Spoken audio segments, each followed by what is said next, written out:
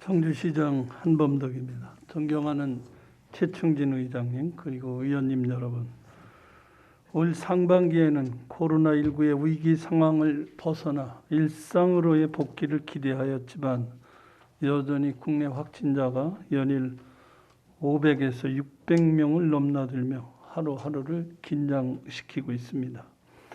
우리 시에서도 5월에만 152명의 확진자가 발생하여 하루 평균 5.6명 정도로 4월 8.1명보다는 줄어들었지만 한시도 안심할 수 없는 상황이면 틀림이 없습니다. 시민 여러분께서는 준 2단계 사회적 거리두기가 3주간 연장된 만큼 개인 방역 수칙을 철저히 지켜주실 것을 간곡히 호소드립니다. 그래도 희망적인 것은 백신 접종률이 높은 국가들은 확진자와 사망자 수가 급격한 감소 추세에 있고 우리나라에서도 고위험군 중심으로 예방접종을 실시한 요양병원과 시설 등에서 감염 발생률이 급감했다는 점입니다. 현재 우리시 고위험군으로 분류된 의료진, 75세 이상 어르신, 시설 종사자 등의 코로나 백신 예방접종에 대해 간략히 말씀드리면 오늘 9시 현재 1차에 57,506명을 접종하여 71%를 달성하였고 2차는 27,302명을 접종하여 33%를 달성하였습니다. 또한 60세 이상 74세 이하 어르신을 대상으로 백신 접종 사전 예약을 받은 결과 66%로 현재 순조롭게 진행되고 있으며 5월 27일 오늘부터 1차 접종을 시작할 계획입니다. 백신 접종의 효과도 가시적으로 입증되고 미국의 제약회사와 국내 백신 위탁 생산 협약이 체결되어 백신 수급 일정에도 문제가 없을 것으로 예상되는 만큼 백신 접종에 적극적인 협조와 참여를 부탁드리겠습니다. 시민들이 일상으로의 빠른 회복을 위해 의원님들과 함께 최선의 노력을 다하겠다는 말씀을 드리며 질의하신 질문에 대해 순서대로 답변드리겠습니다. 먼저 존경하는 김은숙 의원님의 시정 질문에 대해 답변드리겠습니다. 첫 번째, 그간 청주시의 쓰레기 감량 시책들과 쓰레기 감량의 원년이라는 2021년의 청주시 쓰레기 감량 시책들이 질적으로 차이가 있는지, 2021년의 쓰레기 감량 시책들이 청주시가 할 수 있는 최선의 것인지에 대하여 답변드리겠습니다. 생활쓰레기는 2018년에는 전년 대비 3%, 2019년에는 전년 대비 5%가 증가하였고 특히 2020년에는 코로나19 영향으로 전년 대비 9%나 증가하였습니다. 증가 요인은 1인 세대수 증가, 코로나19에 따른 소비 패턴 변화 등 여러 가지 요인이 작용한 것으로 보고 있습니다. 매년 늘어나는 쓰레기에 대해 다양한 감량 시책을 추진하여 조기에 성과를 내기에는 의원님께서 말씀하신 바와 같이 매우 어려운 과제입니다. 그러나 늘어나는 쓰레기를 지금 줄이지 못하면 앞으로 쓰레기 처리에 막대한 예산과 갈등을 유발하게 될 것입니다. 올해를 쓰레기 줄이기 원년의 해로 정한 것은 이런 이유입니다. 올해는 코로나 확산이 진정될 것으로 판단하고 쓰레기 줄이기 범시민운동을 확대 시행하려 하였습니다만 코로나19 확산이 지속되어 적극적인 추진에 어려움이 있었습니다. 그럼에도 쓰레기 줄이기를 위한 다양한 시책과 홍보 방안을 발굴하여 추진하고 있다는 말씀을 드리겠습니다. 시민들이 생활경제에 부담을 주지 않기 위해 인상하지 못했던 종량제 봉투 가격을 18년 만에 인상하였고 고품질 재활용 가능 자원 확보를 위하여 투명 페트병 분리배출과 공동주택 폐비늘 공공수거 사업을 실시하고 있습니다. 또한 대형 폐기물 배출 앱 빼기 도입과 청주시 재활용센터의 정기 수리, 수선 서비스의 날, 열린 작업실 운영 등 자원 재사용을 위해 노력하고 있으며 작년에 시범 사업으로 추진했던 아이스팩 재사용 사업도 확대 운영 중에 있습니다. 앞으로 1000제곱미터 이상 건물과 공공기관을 분리 배출 의무 대상 시설로 지정하여 지속적인 점검 및 계도를 시행할 예정입니다. 쓰레기 줄이기는 단기간에 해결할 수 있는 문제는 아니며 또한 시의 행정력으로만 추진하여 성과를 낼 수 있는 문제는 더더욱 아니라고 생각합니다. 시민들이 쓰레기 발생에서 처리 과정까지 심각하게 받아들이고 공감할 때 비로소 쓰레기 줄이기 정책이 빠른 성과를 낼 수 있을 것이라 보고 있습니다. 이에 우리 시에서는 시민들이 참여를 유도하고 협력하여 깨끗한 청주를 만들기 위한 사업들을 지속 발굴하여 추진하겠다는 말씀을 드립니다. 두 번째 질문하신 청주시 쓰레기 감량 시책들은 대부분 생활 폐기물 감량에 집중되어 있는데 사업장 폐기물에 대해서도 특별한 감량 시책을 운영하고 있는지에 대해 답변 드리겠습니다. 사업장 폐기물의 배출자는 폐기물 관리법에 따라 폐기물의 발생을 억제하고 소각, 매립하기보다 재활용을 우선적으로 하여야 하는 의무가 주어지고 있습니다. 그리고 자원순환 기본법에 따라 연간 폐기물 배출량이 1,000톤 이상이 되는 사업장에 대해서는 환경부에서 사업장 폐기물 자원순환 목표를 설정하고 감량 이행 계획관리, 이행 실적 등을 체계적으로 관리하고 있습니다. 사업장 폐기물은 사업자 본인이 감량하지 못하는 경우 폐기물 처리 비용이 생산 원가와 연결되기 때문에 사업자 본인이 관리하는 것을 원칙으로 하고 있습니다. 그럼에도 폐기물 관리법에 따른 감량 등 관리 기준 준수 의무가 있는 사업장에 대하여 폐기물 배출 단계부터 성상 및 재활용 가능 여부 등에 따른 분리 배출을 하도록 우리 시에서는 지도 관리를 철저히 하고 있습니다. 세 번째 질문하신 복지행정을 위해 도입한 읍면동 복지 차량의 이용률이 저조한 이유와 이용률을 향상시킬 대책이 있는지에 대하여 말씀드리겠습니다.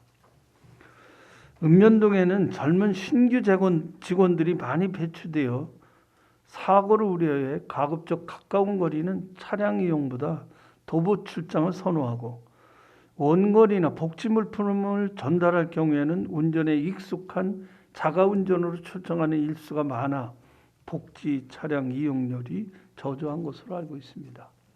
의원님께서 말씀하신 대로 읍면동 복지 차량의 이용률을 높이기 위해 차량 활용 방안, 운전에 불편한 사항 등의 의견을 수렴하여 개선해 나가겠습니다. 네 번째, 경무 기피 업무 담당 부서 근무자에게 부여 중인 인센티브가 과연 그들의 노고에 합당한 수준인지, 그렇지 않다면 향후 어떤 개선 방안을 가지고 있는지에 대해 답변 드리겠습니다. 먼저 직원들의 어려운 근무 환경 개선과 사기 진작을 위해 관심을 가져주신 의원님께 깊은 감사의 말씀을 드립니다. 85만 시민의 행복을 최우선으로 하는 시정 업무는 어느 하나 중요하지 않은 것이 없습니다. 다만 업무 특성상 24시간 연속되거나 장기 미해결 민원과 다수의 이해가 얽혀 있는 공공 갈등 업무를 담당하는 직원들이 많은 어려움을 호소하고 있습니다. 이들이 사기 진작을 위해 시는 경무 기피 업무로 선정된 담당자에게 실적 가점, 희망부서 전복, 포상, 특별 휴가 등 각종 인센티브를 부여해 왔습니다. 그러나 업무적 피로에 시달리는 직원들이 바라는 인센티브를 충족하기에는 부족한 면이 있었던 것도 사실입니다. 이에 올해부터 기존 인센티브는 유지하면서 대상자를 74명에서 111명으로 확대 선정했습니다. 한 발 더 나아가 2020년 신설된 중요 직무급 수당 규정을 경미 기피 업무에 적용해 5월부터 월 10만 원씩 지급 중입니다. 앞으로도 코로나 확산을 막기 위해 1년 넘게 쉴 새 없이 고생하면서 본인의 고유 업무도 한치의 소홀함 없이 묵묵히 수행하고 있는 직원들을 면밀하게 살펴 일하는 직장 분위기를 만들어 나가겠습니다. 이상으로 김은숙 의원님 질문에 대한 답변을 마치겠습니다. 이어서 존경하는 임종수 의원님의 시정 질문에 대해 답변 드리겠습니다. 첫 번째 질문하신 공유 전동 킥보드 업체들과의 협약에 대해 답변 드리겠습니다. 의원님께서도 잘 아시는 바와 같이 이 사업은 정부의 규제 완화에 따라 인허가가 필요 없는 자유업으로 분류되어 운영되고 있습니다. 그러다 보니 규제할 수 있는 제도적 방안이 없어 지난해 말 업체와 업무 협약을 통해 시민의 안전한 서비스 이용을 위해 공동 노력을 해오고 있습니다. 협약 당시에는 3개 업체뿐이었으나 금년 1월 2개 업체, 3월과 4월에 각각 1개 업체가 추가 진입해 현재 7개 업체에 2,359대의 공유 전동 킥보드 서비스를 제공하고 있습니다. 시에서도 그동안의 운영 상황을 반영한 추가 업무 협약을 검토 중이며 협약 시 경찰, 교육청과 협력하여 보다 구체적인 내용이 포함되도록 하겠다는 말씀을 드리겠습니다. 두 번째 질문하신 공유 전동 킥보드 무단 방치에 대한 대응이 과연 최선인지, 개선이 필요하다면 어떤 방식으로 개선할 계획인지에 대하여 답변 드리겠습니다. 공유 전동 킥보드 서비스 대수가 큰 폭으로 늘어나면서 국민신문고와 시민생활 전망대를 통한 민원이 증가하고 있으며 대부분은 주차와 관련된 것입니다. 현재 업체와 유기적인 연락체계를 통하여 민원 발생에 적극 대응하고 있다는 말씀을 드립니다. 민원이 반복되는 지역은 우선 모니터링을 강화하고 이후 반납 금지 구역을 지정하여 민원 발생 지역과 가장 가까운 업체에서 우선 수거하는 체계를 유지하고 있습니다.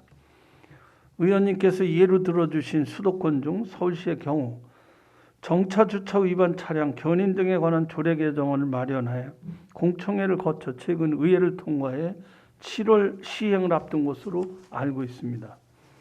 서울시에서는 개정 조례가 시행되면 견인 조치하고 견인료를 부과한다는 방침이지만 논란도 많은 것으로 파악하고 있습니다. 공유 전동 킥보드의 주차와 안전운행과 관련된 우려와 논란은 홍보와 교육이 우선되어야 한다는 생각입니다. 타 지역 사례를 지속하여 모니터링하고 전문가 등과 논의하여 개선 방안을 마련해 나가도록 하겠습니다. 세 번째 질문하신 공유 전동 킥보드로 인해 발생하는 다양한 안전 문제에 대하여 답변 드리겠습니다. 앞서 말씀드린 바와 같이 가장 중요한 것은 교육과 홍보, 여기에 경찰의 지도 단속이 병행되어야 합니다. 이에 따라 현재 7개 업체와 경찰, 교육청과 함께 업무 협약을 확대하여 보다 많은 이용자가 안전수칙을 지키고 시민들에게 불편을 주지 않는 주차 문화를 만들어 가도록 노력하겠습니다. 아울러 자전거 도로 내 전동 킥보드 통행을 금지하거나 제한할 경우 전동 킥보드는 차도만 이용하여야 하므로 추가적인 안전사고의 발생 위험이 있는 실정입니다.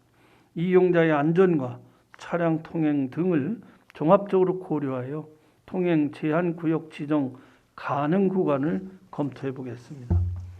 이와 별개로 지난 3월에는 충북대학교, 충북연구원 등 유관기관과 청주시 맞춤형, 상생형 통합 모빌리티 정책을 위한 업무 협약을 진행하였습니다. 공유 전동 킥보드 업체의 데이터를 통해 청주시 도로 상황 등을 접목하여 개선이 필요한 것을 제시하면 우리 시에서 해당 지역의 시설 개선을 해 나간다는 내용입니다. 의원님께서 말씀하신 대로 공유 전동 킥보드의 철저한 관리를 통해 대중교통 서비스와 접목해 통합 모빌리티 체계를 이루어 시민들의 이동이 보다 편리하고 안전해지는 도로 환경을 만들어 가겠습니다. 네 번째 질문하신 금연구역 내 흡연과 담배꽁초 무단 투기 문제에 관한 청주시 관리 수준에 대한 생각과 향후 어떤 방향으로 개선해 나갈 것인지에 대해 답변드리겠습니다. 우리시의 금연구역 관리 방향은 금연구역 내 흡연 단속 강화를 통한 담배 연기 없는 깨끗한 청주 만들기, 적극적인 단속과 과태료 부과 및 금연구역 홍보입니다. 현재 금연구역으로 지정된 학교 주변 통학로, 버스, 정류장에 대해 금연 바닥 스티커와 표지판을 설치하고 공공건물 금연, 건강계단 조성 등의 다양한 금연 홍보 활동과 주민 신고에 의한 무단투기, 과태료 처분 등 강력한 행정 조치를 하고 있으나 현재 국민건강증진법에 따른 공중이용시설 금연구역 지도 및 담배 꽁초 무단투기 단속은 현장 적발이 원칙입니다. 그러나 무단투기 현장 단속은 지역이 광범위할 뿐만 아니라 처벌에는 반드시 행위의 확인이 되어야 하므로 신고에 의해 단속 공무원이 현장에 도착했을 때 행위자는 이미 현장에서 벗어나 있어 단속과 처벌에 현실적인 어려움이 있다는 말씀을 드립니다. 앞으로 구별로 공공주차장과 같은 상습 투기 지역을 선정하여 담배꽁초 무단투기 단속 및 시민 홍보를 지속적으로 실시하는 등 다양한 노력을 통해 쾌적한 거리를 만들어 나가겠습니다. 이상으로 임정수 의원님의 질문에 대한 답변을 마치겠습니다. 존경하는 김태수 의원님 질문 답변에 앞서 우리 시는 동탄에서 청주 국제공항을 연결하는 수도권 내륙선, 서산에서 청주 국제공항을 거쳐 울진으로 연결되는 중부권 동서횡단철도, 청주 도심을 통과하는 충청권 광역철도 3개 노선을 제4차 국가철도망 구축계획 신규 사업으로 건의했습니다. 지난 4월 22일 발표된 제4차 국가철도망 구축계획에는 수도권 내륙선은 반영되었고 중부권 동서횡단철도는 추가 검토 사업으로 충청권 광역철도 중 도심 통과 노선은 미반영된 상황이라는 점을 우선 말씀드리겠습니다. 광역철도 건설 사업은 오랜 기간 여러 자치단체의 노력을 통해 이루어지는 것으로 철도 이용이 매우 불편한 우리 시민들께서 보다 편리하게 철도를 이용할 수 있도록 많은 노력을 해왔다는 점을 우선 말씀드리며 김태수 의원님의 시정 질문에 대해 답변 드리겠습니다. 첫 번째 질문하신 도심통과 지하철 건설 찬성 전 자문 과정을 거쳤는지 여부에 대해 답변 드리겠습니다. 청주시 입장에서는 도심통과 광역철도를 건설하는 것에 대하여 건설비, 운영비 등 재정 부담에 대해 많은 고민이 있었고 이로 인해 처음부터 적극적으로 대응하지 못한 것이 사실입니다. 그래서 정책자문단의 의견을 들어보는 것이 필요하다는 판단하에 2월 22일 정책자문단의 의견을 수렴하여 충청북도와 공조를 통해 이에 대응하게 되었습니다. 자문단 회의 결과 청주 도심 통과 노선의 국가계획 우선 반영을 위해 역량 결집이 필요하다는 의견이 많았기 때문입니다. 물론 타 교통수단과의 연계성, 비용 대비 효과성 등의 우려로 공론화를 먼저 거쳐야 한다는 의견도 있었습니다만 당시 상황에서는 제4차 국가철도망 구축계획 반영을 위한 역량 결집이 우선이라는 판단을 했습니다. 두 번째 질문하신 트램 관련 연구 용역 중단 여부 등 트램 연구와 관련한 입장에 대하여 답변 드리겠습니다. 지난해 4월 착수한 트램 관련 연구 용역을 11월에 고심 끝에 용역을 중지했습니다. 그 이유는 현재 추진 중인 도심통과 광역철도 건설 사업의 국가계획 반영 여부에 따라 트램 용역에서 가장 중요한 노선이 달라지기 때문에 트램을 포기한 것이 아니라 청주시에 가장 적합한 용역 결과를 도출하기 위한 것입니다. 광역철도가 국가계획에 반영되면 트램 노선은 광역철도와 시내버스를 연계하는 기능으로 계획하여야 하고 만일 반영되지 않는다면 트램이 간선 대중교통수단의 역할을 하는 기능으로 계획되어야 하기 때문입니다.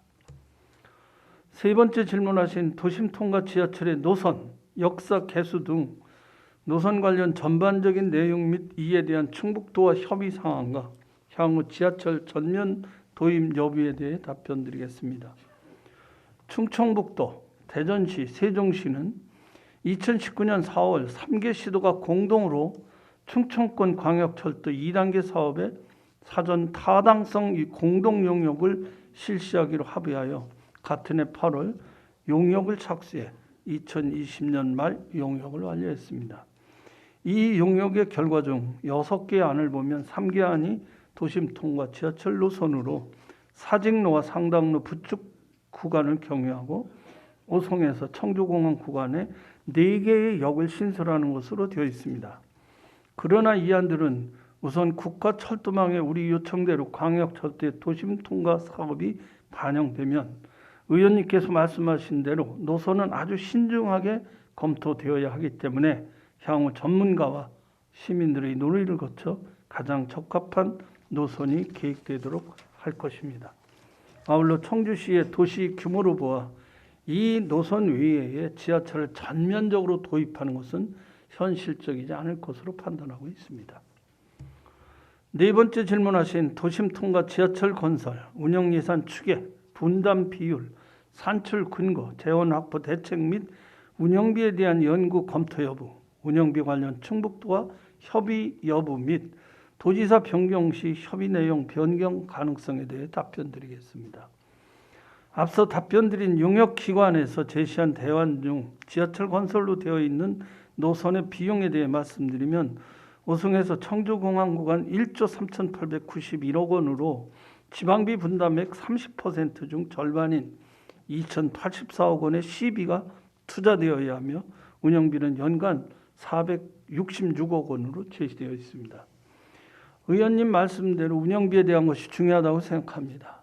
용역에 제시된 수요는 2030년 1일 약 4만 9천 명 정도로 연가 수익이 270억 정도로 100억에서 200억 원의 운영적 적자가 예상되는 상황이며 65세 이상 노인 손실 보전을 고려하면 적자 폭은 더 커질 것이라 판단됩니다.